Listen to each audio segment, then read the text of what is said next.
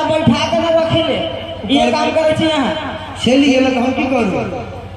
यो मालिक हां यहां से इलाहाबाद तक खोज के हार गेली लेकिन नहीं भेटा लेकिन नहीं मिले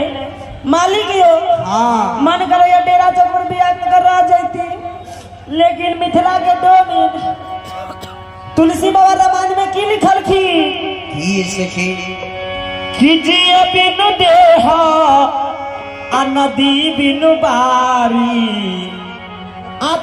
से नाथा पुरुष बिना नारी ये मालिक जैसे जल के बिना मछली न रहिया वैसे हम अपना डोम के बिना को न रह तुलसी बाबा रामायण में फिर लिखल की एक ही धर्मा हे एक व्रत नेमा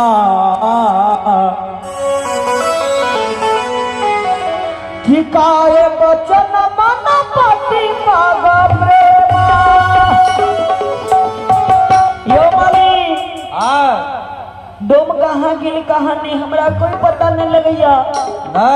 जब तक सरकार की मर्जी ना हुई तब तक डोम नहीं मिला आई कहाँ गेल किए हो भेला डोमबा सलनमा होना